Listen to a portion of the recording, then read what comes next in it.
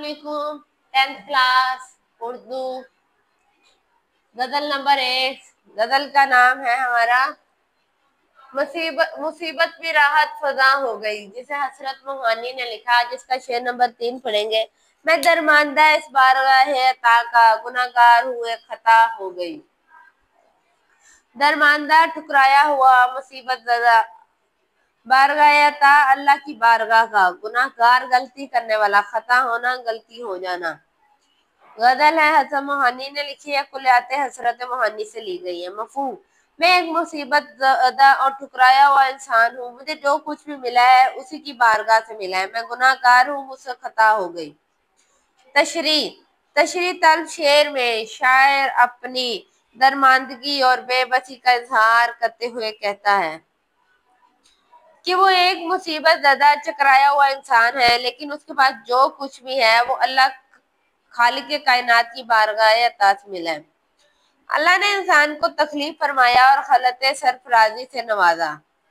उसके तसर्रुफ में तमाम कायनात की हर नेमत को दे दिया गया। कुरान ने इसे अल्लाह का नाइब करार दिया है। इंसान का जिक्र हो रहा है कि अल्लाह ताला ने इंसान को, वो शायद कह रहे हैं मैं बेबस हूँ, मुसीबत ज़दा और ठुकराया हुआ इंसान हूँ, लेकिन इसके पास जो कुछ भी है वो सारा कुछ अल्लाह ताला का दिया हुआ है। ठीक है, अल्लाह ताला ही है जो हर किसी को बेशुमार नेमतों से नवाजता है। वही जात है जो सबको नवाज रही है, सबको दे रही है। अल्लाह ताला कुरान में हुक्म देता है, और जब कहा तेरे रब ने फरिश्तों को कि मैं बनाने वाला हूँ जमीन में एक नायब। नायब अल्लाह ताला ने इंसान को नायब बना के भेजा। ठीक है। दूसरे मिसरे में शायर अपने गुनाहगार होने का इतराफ करते कहता है, ए खुदा, तूने हमारा जद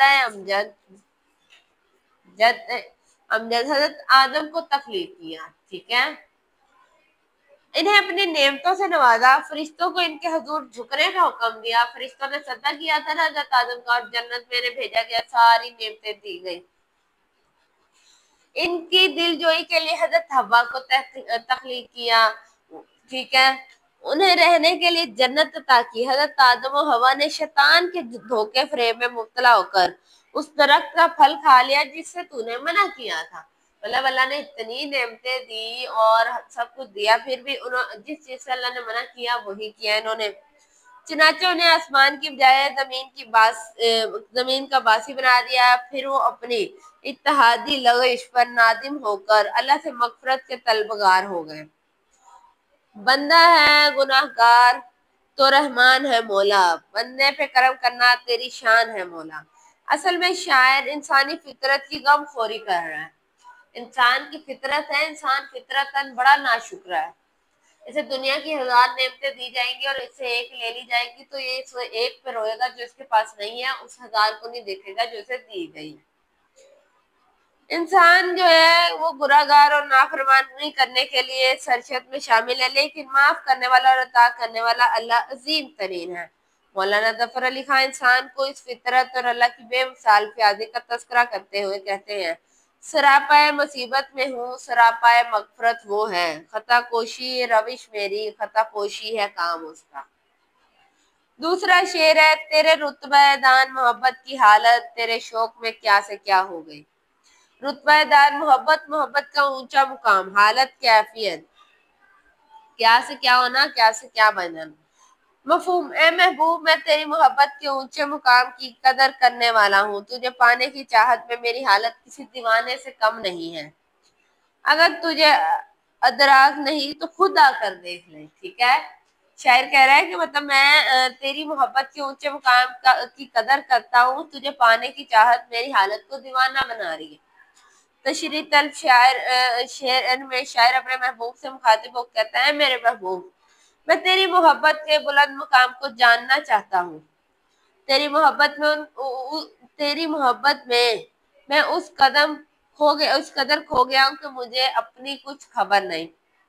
दरअसल शायर की नजरों में महबूब का सरापा, महबूब की को गमगीन होना और महबूब की खुशी से तस्कीन पाना उसकी फितरत सानिया बन गई है।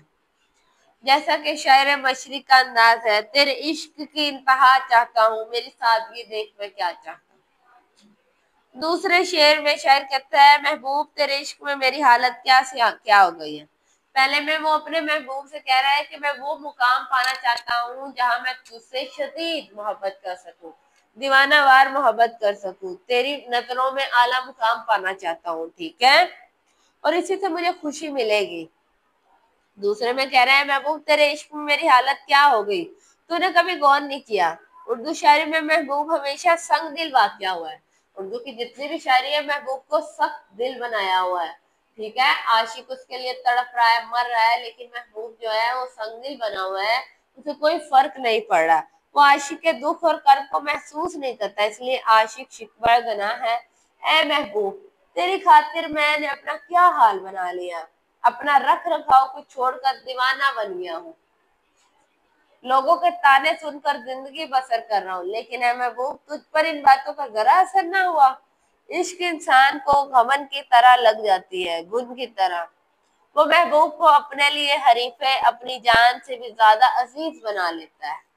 जो आशिक होता है वो महबूब को अपनी जान से ज्यादा क्या कहते हैं, ज्यादा अजीज कर लेता है। उसके लिए सब कुछ उसका महबूब होता है, उसका उसका खुश होना महबूब, इसका आशिक का खुश होना है, ठीक है। इसकी हालत इस कदर नागुफ्तबा हो जाती है कि लब खामोश हो जाते हैं, लेकिन आंखें इजहार करती हैं। आंखें कैसे इजहार करती हैं, गम से, आंसुओं से, तकलीफ से। मतलब महबूब की बेरुखी जो है वो शायर को दीवाना बना रही है। उसके अंदर उसे चीज का दुख होता है कि मेरी इस हालत पे सब लोग हंसते हैं, सबको मेरी हालत नजर आ रही है, लेकिन महबूब को मुझ पे जरा तरस नहीं आता, ठीक है। एक आजरा धड़कता है यहाँ सीने में, एक औजार धड़कता है यहाँ सीने में, अब तुझे कैसे बताएं कि मोहब्बत क्या है। पेड़ को दिमक लग जाए या आदम जात को गम, दोनों को फिर अमजद हमने बचते देखा कम। पेड़ को दिमक लग जाए या आदम जात को गम, दोनों को फिर अमजद हमने बचते देखा कम। एक औजार धड़कता है यहाँ सीने में, अब तुझे कैसे बताएं कि मोहब्बत क्या है, ठीक है। इसका आखिरी शेर रह गया वो, और कल हम इस एक्सरसाइज को सॉल्व करेंगे। आज के लिए इतना काफी है, शुक्रिया, अल्लाह हाफिज।